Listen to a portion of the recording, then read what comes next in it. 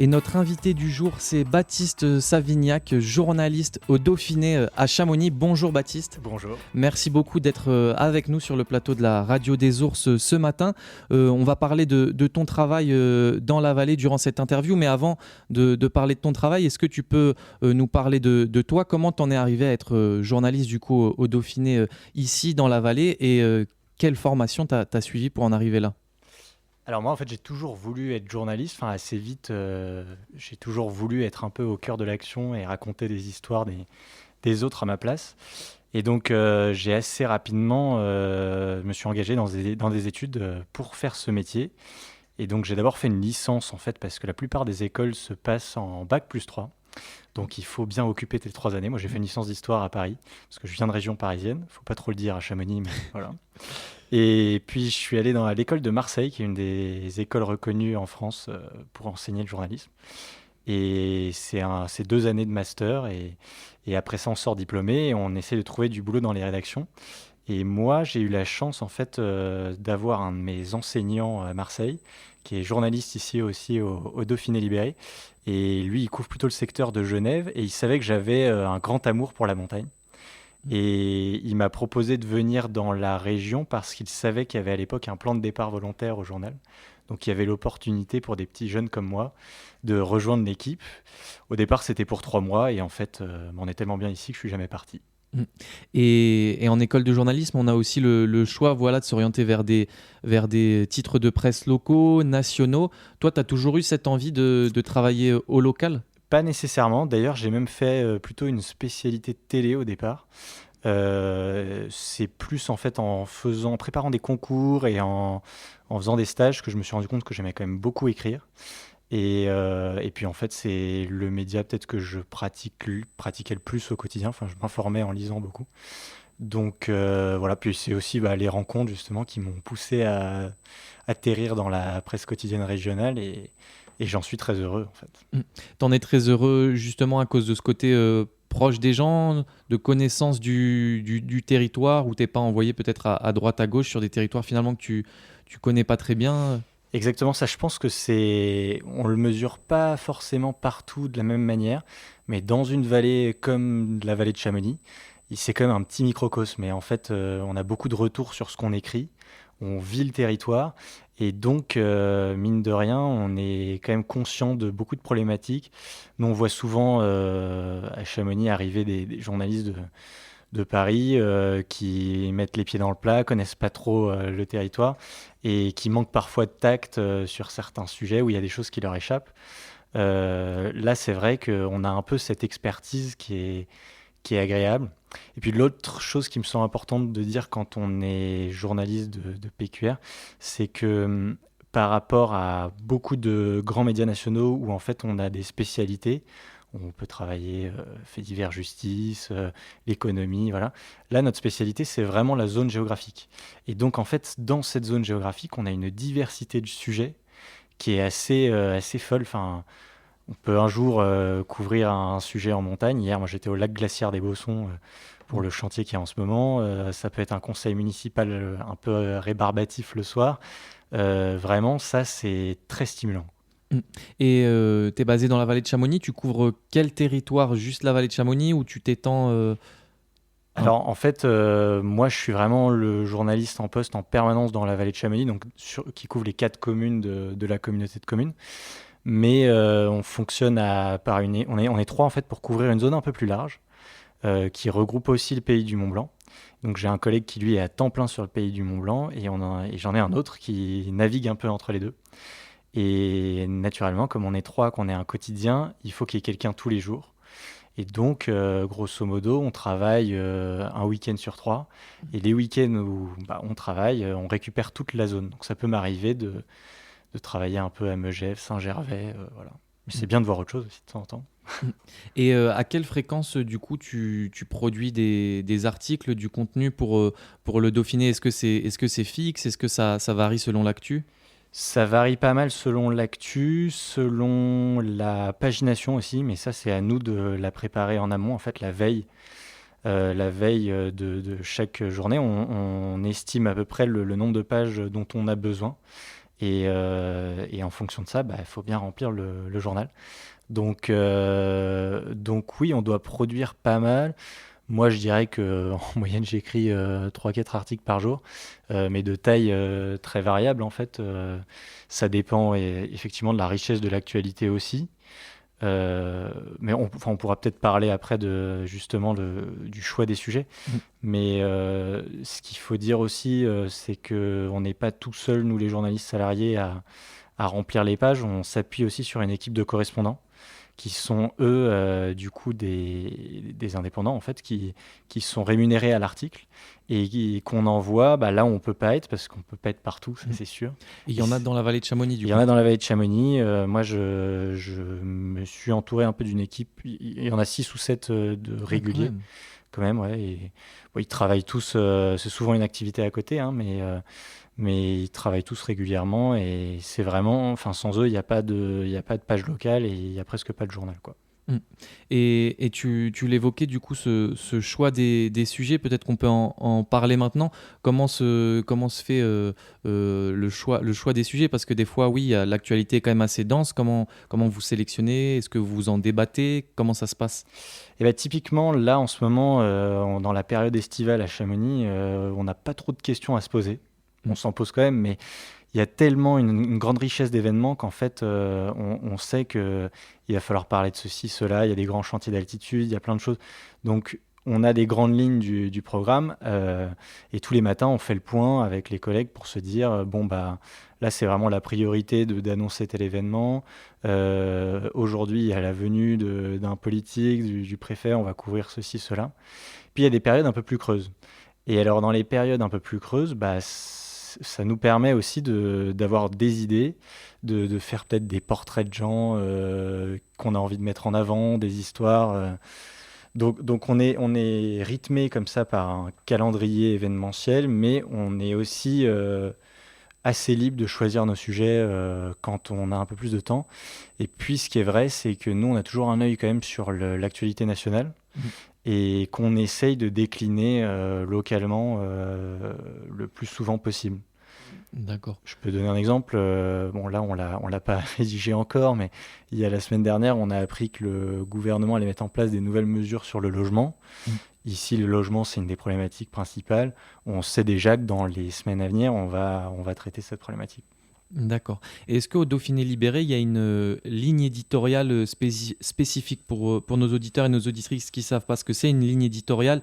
C'est un peu une orientation du journal. Donc parfois elles sont véridiques, elles sont faciles à comprendre. Parfois elles sont un peu fantasmées aussi par certains auditeurs, par certains lecteurs, etc. Est-ce que le Dauphiné a une ligne éditoriale spécifique? Nous, on n'a pas de ligne éditoriale politique vraiment affichée. Donc, en clair, on n'est pas un journal de droite ni de gauche, même si certains peuvent penser le contraire. Mais on a plus vocation, en fait, à être un journal de grand public. Et donc, il faut arriver à rendre n'importe quel sujet assez intelligible, tout en ne tombant pas dans la simplification à l'extrême. Mais voilà, c'est notre ligne éditoriale. Il faut arriver à parler à nos lecteurs qui sont pour beaucoup assez âgés. Et en même temps, il y a beaucoup de jeunes journalistes dans la rédaction, donc on est aussi content de mettre en avant les jeunes et d'apporter un peu un regard neuf justement à notre lectorat plus âgé. Juste avant, on évoquait ton travail, comment sélectionner des sujets, etc. Et j'évoquais aussi Valorcine, parce que c'est vrai que dans cette vallée, Chamonix et les villages proches captent beaucoup d'attention médiatique, on va dire. Est-ce que c'est important pour toi, important pour le Dauphiné aussi, d'être présent dans des zones un peu plus, on va dire, reculées du territoire? Complètement. C'est pas toujours évident parce que ça nous demande pas mal de temps et c'est vrai que beaucoup de choses se passent à Chamonix. Donc forcément, dès qu'on programme une petite virée à Valorcine, ça nous prend une partie de la journée. Mais c'est vraiment, je trouve, dans ces communes que en fait, le média de proximité prend tout son sens, quoi. Et donc c'est vraiment... Puis si on n'y va pas, pas grand monde n'y va. Et donc, on ne met pas forcément en lumière toutes les initiatives qu'il peut y avoir dans ces petites communes, toutes les difficultés que peuvent rencontrer les gens. Et donc, c'est vraiment essentiel à ce titre-là. Et puis, bon, il arrive, par exemple, on ne va pas couvrir les conseils municipaux systématiquement de ces communes parce qu'on n'en a pas la capacité. Mais il arrive parfois que les conseils communautaires aient lieu là-bas. Dans ces cas-là, on s'y rend, puis c'est l'occasion d'échanger avec les élus locaux, qui souvent nous rappellent un peu à l'ordre en nous disant ne nous oubliez pas dans le journal. Donc on les écoute, et puis ouais, c'est souvent une bouffée d'air en fait, de sortir un peu de Chamonix et de l'effervescence comme ça pour se retrouver dans un univers un peu plus rural. Mm. Et parce que oui, dans ces zones-là, finalement, par rapport à des zones comme Chamonix, l'information est plus difficile à créer pour le journaliste. C'est parfois des informations à créer de toutes pièces. À toi d'aller voir ce que tu peux, comme je disais, créer comme information. Alors qu'à Chamonix et dans sa vallée, je pense qu'il y a beaucoup voilà, de communiqués de presse, de mails qui sont envoyés, alors que c'est Tout, moins le cas à Valorcine. ouais, ouais, tout à fait. On n'est pas vraiment au courant de tout ce qui se passe dans ces petites communes-là parce que les associations qui y sont n'ont pas les moyens de communiquer. Voilà, mais c'est pour ça qu'on essaye toujours d'avoir quelques contacts privilégiés avec des élus ou des gens très investis dans la vie locale qui vont nous tenir au courant des informations en temps et en heure. Et avec le temps, ça prend du temps, hein, mais avec le temps, les gens ont le réflexe de nous rechercher pour nous dire n'oubliez pas de parler de notre événement, ou j'ai une information qui pourrait vous intéresser. Ça, c'est vraiment. Et je pense que dans ces communes-là, il faut beaucoup de relationnel et de diplomatie avec les habitants. Mm. Et je voulais aussi évoquer un sujet avec toi. La vallée, elle est très marquée aussi par le réchauffement climatique. On dit que souvent que la vallée est un des phares du changement climatique, là où il est le plus visible en France. Est-ce que dans ton travail dans la vallée, ça a changé quelque chose? Est-ce que tu traites de plus en plus de sujets liés à cette problématique? Moi, j'en parle vraiment très, très, très régulièrement. Faut dire que en fait, le moindre sujet, que ce soit politique, économique, est toujours ou presque lié à ces questions-là. Donc forcément, on est amené à en parler. J'espère arriver à donner un peu la parole à des gens qui s'y connaissent bien plus que moi, et qui ont conscience de l'enjeu. Mais c'est vrai que je pense qu'à Chamonix, les gens ont pris conscience il y a maintenant peut-être 30 ans déjà de cette problématique-là. Les glaciers fondent à vue d'œil. Et beaucoup d'initiatives en fait sont mises en place déjà. Enfin, on peut parler d'une asso comme Éco-Tri-Vélo, enfin, de plein de choses. Et ça, c'est une richesse pour nous parce que c'est l'occasion de mettre en avant des gens qui ont à cœur de prendre soin de leur planète. Et voilà, mais c'est vrai que on en entend parler pour le moindre sujet. Mm. Là, aujourd'hui, dans le journal d'aujourd'hui, on a fait une double page sur le chantier de la télécabine de la mer de Glace, qui est en cours en ce moment pendant l'été. Et c'est un chantier très important. Il y a quelques voix qui sont minoritaires, mais qui expliquent ne pas comprendre pourquoi on cherche à reconstruire une remontée qui va près de la glace. Bon, c'est un sujet qu'on traite depuis, ça fait 7 ans qu'il est sur la table, donc on le traite depuis autant de temps. Là, on n'a pas forcément parlé dans le journal d'aujourd'hui des débats qu'il peut y avoir autour de ça, parce que ça n'a plus tellement lieu d'être, hein. Il y a eu une enquête publique, mais on s'est concentré plutôt sur la logistique du chantier. Mais on l'a toujours en tête, en fait. Mm.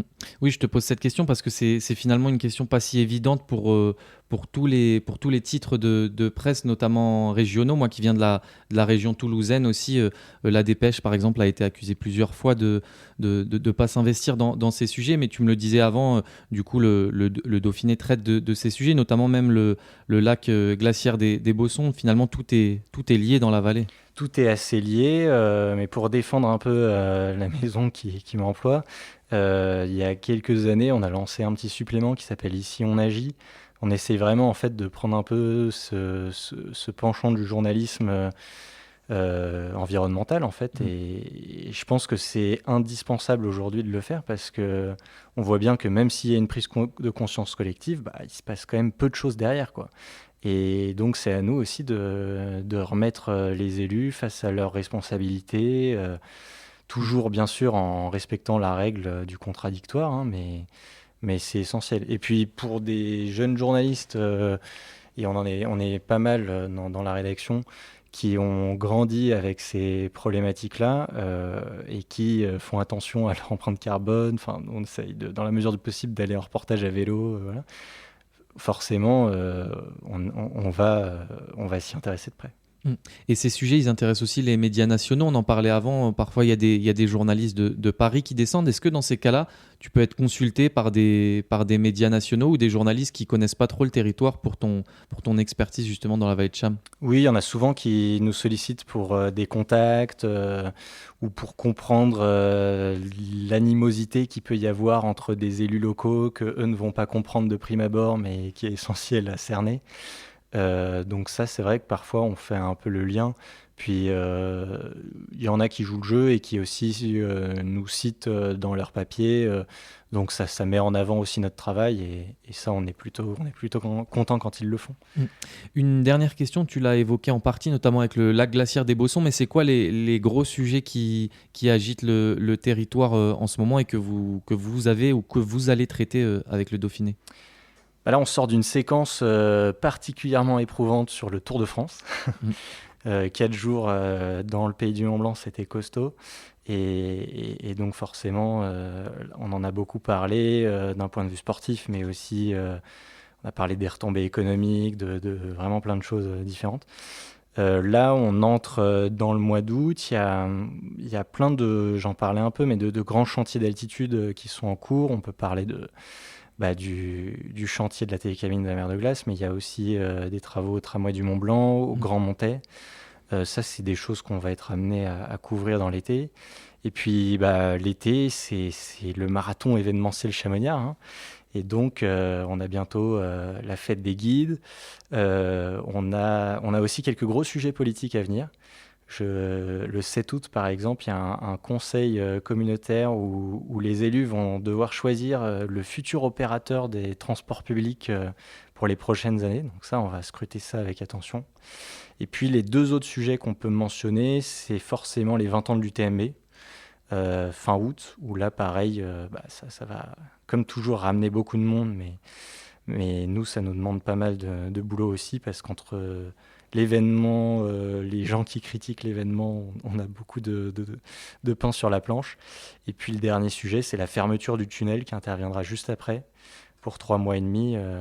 Et ça, pareil, ça pose beaucoup de questions aux gens qui vont régulièrement en Italie, aux restaurateurs qui font appel à des produits italiens, tout ça. Donc voilà. On a du boulot pour l'été. Vous avez du pain sur la planche. Merci beaucoup Baptiste Savignac d'être Merci à vous. venu sur le plateau de la Radio des Ours.